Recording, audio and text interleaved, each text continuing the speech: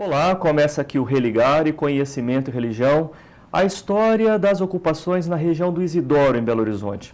Como a comunidade foi se constituindo e como é a rotina dos moradores após um ano de ocupação. Quem vai falar sobre isso é o nosso convidado de hoje, Dr. Lucas Gontijo, ele é da Faculdade Mineira de Direito da PUC Minas.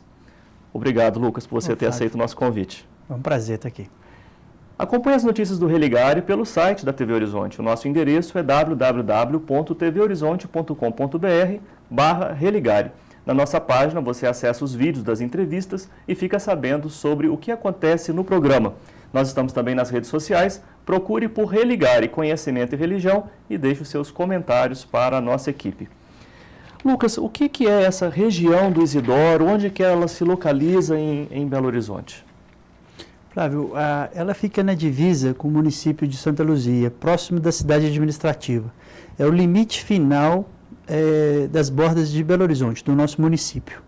Sim. Era uma região que até pouco tempo atrás estava desocupada. E com o grande crescimento demográfico assim, da nossa cidade, com o êxodo rural, Belo Horizonte tem crescido para todos os lados. Então, por exemplo, a região ali do Barreiro, Betânia, tem crescido um mar de casas irregulares. Né? O aglomerado da Serra, do outro lado da cidade, hoje também é uma área de expansão incrível, de também moradias irregulares, mas o Isidoro especificamente, ele tem 3 ocupações. Sim. Em Belo Horizonte hoje há 12 ocupações e provavelmente 20 mil famílias que vivem nessa situação de ocupação. Sim. Então, ali no Isidoro, há 3 ocupações. A ocupação, o Esperança, o Vitória e o Rosa Leão. Sim. Quando é que começou esse processo de ocupação ali na região do Isidoro? O Rosa Leão, ele já tem 1 ano e 4 meses, 1 ano e 5 meses. Preciso prever melhor essa questão, mas é por volta disso. E o Esperança e o Vitória, eles têm 1 ano de ocupação. Então, na verdade, são famílias muito pobres, desprovidas de qualquer bem, né, imóvel ou possibilidade de pagar um aluguel, que tem se acumulado nessas regiões. Sim, as pessoas que ocuparam, né, essas famílias, há assim um perfil de onde de onde elas vieram, sua origem, ou é assim a origem é diversa? Flávio, a PUC Minas, junto com a UNA, estão fazendo um levantamento demográfico. Sim. Muito minucioso, muito bem feito, que gasta um tempo para ser feito. Já tem mais de 30 dias que aproximadamente 60 alunos têm trabalhado nesse levantamento, que é um levantamento demográfico para tabulação dos dados. Então, nessas 3 ocupações, até o momento, nós já contabilizamos 2.500 famílias.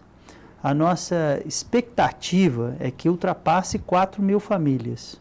Né? E não são 300 famílias, como tem sido anunciado na mídia em geral, e também não são especuladores, como também tem sido noticiado. Pessoas que viriam de outros municípios que reservariam um pedacinho ali de terra em busca de uma indenização. Qual que é o perfil das pessoas? Exato. O nosso, por exemplo, o nosso levantamento tem mostrado que a maior parte das pessoas que estão ali, nós precisamos depois de concretizar esses dados, mas são crianças e mulheres. Então, há muitas famílias constituídas por mães e filhos. Sem dúvida nenhuma, mais de 50% das pessoas que estão ali são crianças.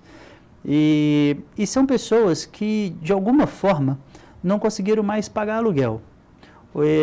E também não conseguem entrar no Minha Casa Minha Vida, porque não tem renda fixa, nem tem como... não chegam nem mesmo a poder se candidatar ao programa Minha Casa Minha Vida, que também é insuficiente por si só. Mas nós constatamos lá, por exemplo, famílias, por exemplo, como pai Gari, que ganha um salário mínimo, mas que tem 9 filhos. Ou outras pessoas que, em regra, estão numa faixa econômica de R$1.000 e têm filhos para criar. Então, como os aluguéis dos lugares mais simples, eles estão ultrapassando R$200, vão de R$200 a R$600, uma casa muito modesta, um barracão. Essas pessoas estão preferindo se estabelecer nas ocupações, construindo casas de papelão, né, e com pouca alvenaria, mas conseguir, pelo menos, comer. Então, se trata, Flávio, de uma parcela da nossa população muito pobre, muito Sim. carente.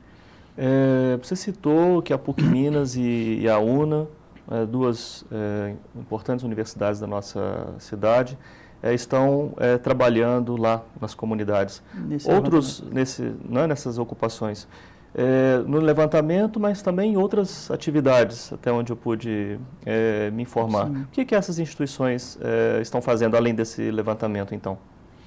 Olha, universidades atuando lá, Flávio, o Isabella Hendricks, a UNA e a PUC Minas. Sim. Mas a UNA está constituindo, junto com a PUC, o levantamento demográfico e topográfico dessa população. Inclusive com uma pesquisa levantando quantos idosos, faixa etária, mulheres, homens, crianças, renda per capita, para depois produzir, né, um diagnóstico sobre qual é a população que precisa ser relocada, reorganizada em outro lugar, caso venha a acontecer de fato o despejo coletivo.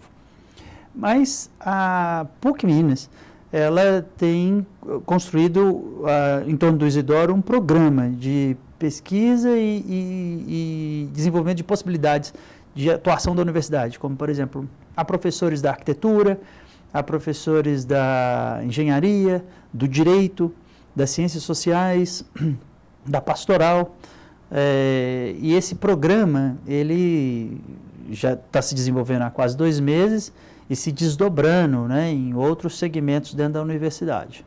Sim. Então, por exemplo, a nossa ideia é que a PUC possa intermediar esse conflito para que não haja uma desocupação violenta. Caso aconteça a desocupação, vai ser por meio de um despejo, e é um despejo específico, que chama-se despejo coletivo, que se cumpra todos os requisitos legais para tanto. E quais seriam esses requisitos? Essa população, por se tratar de um despejo coletivo, nós temos conflitos de direitos. Então, por exemplo, essa população precisa ser levada para um outro espaço, e esse espaço não pode ser um galpão onde elas não têm endereço, mas um espaço onde que elas possam morar. Então, o ideal seria a construção de moradia, o aluguel de moradia. E as crianças precisam ser relocadas para outras escolas. Então, no momento, a prefeitura apresentou um projeto precário de despejo coletivo, levando essas pessoas para um galpão com colchonetes. E nós temos os direitos, por exemplo, das crianças, que é direito à moradia, à segurança, à educação, ao lazer, à saúde. Então, essas crianças só podem ser movidas ali se, de alguma forma, nós garantimos esses direitos. Então, por exemplo, os idosos precisam de posto de saúde, precisam de uma moradia também. Está previsto no Estatuto do Idoso, assim como no Estatuto da Criança e do Adolescente, os direitos deles. Mas isso tudo tem uma previsão legal de âmbito internacional, né? O Pacto de São José da Costa Rica, que o Brasil é signatário, prevê os despejos coletivos da forma que ele tem que ser feito. E também temos que pensar em questão de direitos constitucionais, que nós chamamos também de direitos fundamentais, né? Então, há, na verdade, uma discussão sobre os usos dos espaços urbanos. Né? Qual tem sido o envolvimento do poder público? Algum tipo de atendimento às necessidades daquela população? Eu creio que não, Flávio. O problema é que não há uma política pública eficiente de regularização das pessoas que estão em estado de moradia irregular. Então, o Minha Casa Minha Vida, ele não é um programa suficiente. Ele é até mesmo um programa que ajudou a inflacionar o mercado imobiliário como um todo. Então, hoje, né, dentro do direito urbanístico, que é uma das áreas minhas de pesquisa, nós precisamos construir uma sociedade inclusiva, que tenha um programa de sustentabilidade de longa duração. Então, essas pessoas que estão nesse estado de vulnerabilidade máxima, que são pessoas que não têm casa, não têm teto, são sem teto, nós precisamos criar políticas públicas eficazes em programas econômicos que tenham um investimento muito maior do que está sendo feito. Então, a postura, né, dos professores envolvidos e apoiada pela nossa reitoria, é que façamos cumprir da melhor forma possível os direitos humanos, né, e façamos cumprir esses direitos. Sim. Então, no caso, por exemplo, de atendimento médico, né, um posto de saúde, não é porque o projeto Minha Casa Minha Vida já foi, né, dito insuficiente, isso resolveria a questão da moradia. Mas o atendimento assim, do cotidiano, como por exemplo o atendimento à saúde, ele tem sido prestado? Aparentemente não. O direito à saúde é um direito de todos os cidadãos brasileiros, previsão na Constituição. Então, qualquer brasileiro que chega a um posto de saúde, ele tem que ser atendido.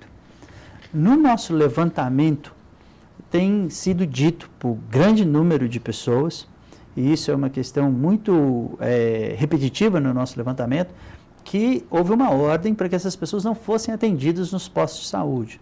Da mesma forma que está havendo uma restrição à matrícula das crianças dessas ocupações. Nós não temos nenhuma prova disso, mas é uma reclamação da comunidade. Então, por exemplo, o grupo de professores que visitou Isidoro e agora está entrando em contato, né, semanalmente com a população, tem ouvido essa queixa. Né, que, na verdade, Flávio, essas pessoas, por não ter endereço, elas vivem um estágio de subcidadania, porque elas não têm um endereço para oferecer ao empregador, elas não têm endereço para receber uma correspondência, elas não têm, por exemplo, uma conta de luz ou uma conta de água que possa dizer, olha, fulano de tal reside nesse endereço. E isso dificulta a matrícula nas escolas, isso dificulta o acesso aos postos de saúde. Então, é muito vulneráveis. Outras limitações. Né? E talvez sofrendo uma pressão política para que saiam dali, né? Sim. Nós vamos continuar a nossa conversa. Estamos falando sobre as ocupações na região do Isidoro, em Belo Horizonte. O Religare vai fazer o intervalo, mas nós voltamos já.